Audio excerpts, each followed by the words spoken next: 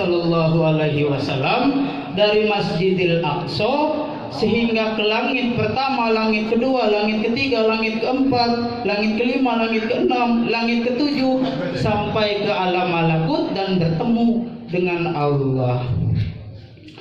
Mana buktinya bertemu dengan Allah? Eta diabadikan dalam sholat kita sehari-hari. Yang mana? Jadi kata Allah, tatkala melihat kekasihnya, at-tahiyyatul mubarakatus salawatut thayyibatul lillah. Itu adalah ucapan Allah diperuntukkan untuk Rasulullah, bahwasanya Allah dengan keberkahannya kebalik. Jadi itu ucapan Rasulullah bertemu dengan Allah. Jadi dengan keberkahannya Rasul menjelaskan, sungguh sangat amat dahsyat perjalanan pada waktu itu, karena semua diperlihatkan kepada Kanjeng Nabi Muhammad sallallahu alaihi wasallam. Mulai dari neraka yang isinya banyak awewe, mulai dari pekerjaan orang yang dicontohkan oleh kaumnya, lidahnya menjulur panjang, kemudian dipotong lagi, panjang lagi, dipotong lagi. Kemudian Rasul bingung, naon eta Jibril, ari eta teh comro cenah. Comro. Jadi bukan comro, ari eta teh kata Jibril seseorang yang sholatnya rajin, namun setelah sholat rajin juga membicarakan batur. Alhamdulillah di kampung Babakan mata ayah, tak ayah, cuma di sana di Banten yang banyak mah. Di sini mah cuma satu yang tidak, yang lain banyak. Hati-hati ibu-ibu ya. Jadi sangat disayangkan kita beribadah setiap hari berbulan-bulan hingga bertahun-tahun, namun hangus dengan satu pekerjaan yang kita anggap sepele, namun mampu menghanguskan ibadah-ibadah kita. Terus bagaimana? Apa yang harus kita lakukan? Jadi kalau sudah seperti ini, kita kembali kepada Al-Quran. Maka tepat orang Babakan mengundang kami Yayasan Al-Alaq Al-Hikmah, karena di balik layar ada arti. Apa itu artinya?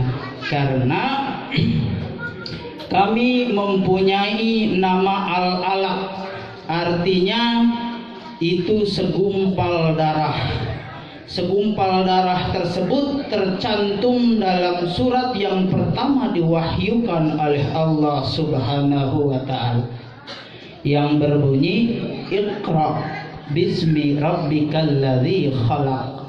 Bacalah, kata Allah, bacalah dengan nama Tuhanmu yang menciptakan kamu dari segumpal darah. Jadi ini adalah sebuah kunci. Jadi kita memberikan pancingan, bukan ikannya. Kenapa tidak surat-surat yang lain? Karena inilah dasar yang pokok. Kenapa wahyu Allah yang pertama ini yang diturunkan? Karena inilah kuncinya. Tanpa membaca kita tidak akan mampu mengerti dengan ilmu. Perbanyaklah membaca, karena membaca mampu mengumpulkan ilmu kemudian disimpan ke dada kita. Apa yang kita baca Al-Quran, kemudian apalagi yang kita baca alam, kemudian apalagi yang kita baca diri kita berasal dari mana, sehingga kalau ketiga-tiganya terbaca maka kita akan mengenal Allah. Karena kalau kita tidak kenal pasti tidak sayang, tetapi kalau kita kenal Allah sayang terhadap kita. Kembali lagi kepada esensi, kata Kang Sugi, kembali lagi kepada esensi Isra wal Mi'raj. Jadi Isra wal Mi'raj ini adalah perintah sholat yang istimewa, tidak diturunkan melalui Jibril, namun Rasul sendiri datang ke atas mengambil perintah itu. Yang tadinya 50 waktu kemudian disingkat menjadi 5 waktu. Namun walaupun 5 waktu tidak mengurangi isi daripada 50 waktu tersebut. Karena apa? Karena Allah Subhanahu wa taala berjanji di dalam Al-Qur'an, "Man jaa'a bil hasanati falahu asru amsalihha." Barang siapa mendatangkan satu kebaikan, kata Allah, maka akan dibalas dengan 10 kebaikan. Sekarang saya tanya, kalau 10 dikali 5 berapa jumlahnya? 50. Berarti benar pisan, tidak mengurangi nilai sekalipun sholatnya disingkat menjadi 5 waktu. Kira-kira masih adakah di sini yang sholatnya pengen dikorting lagi, Acung? Kira-kira ada nggak? Saya bisa ngortingnya, bisa. Bahkan tanpa ruku, bahkan tanpa sujud. Sholat apa? Bukan sholat, tapi disolatkan. Mau? Siapa yang mau? Jadi itulah resiko. Jadi kalau tidak mau lagi sholat, berarti tidak mengingat ayat Allah bahwasanya kita diciptakan hanyalah untuk beribadah. Kembali lagi, kalau tidak mau sholat berarti siap disolatkan. Kalau seandainya kita tidak mempunyai amal sholat ataupun tidak mau beribadah yang lain-lainnya, bayangkan bagaimana tatkala malaikat menanyai kita di alam kubur. Kata malaikat, "Man rabbuka?" Nah, jawabnya, "Siapa Tuhan kamu?" "Anggur merah yang selalu memabukkan diriku."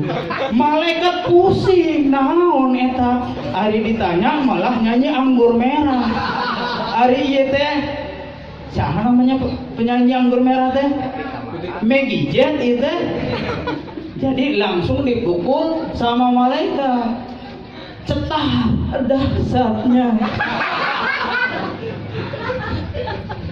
Bila dibandingkan dengan senyumanmu, membuat aku luka darah. Aduh.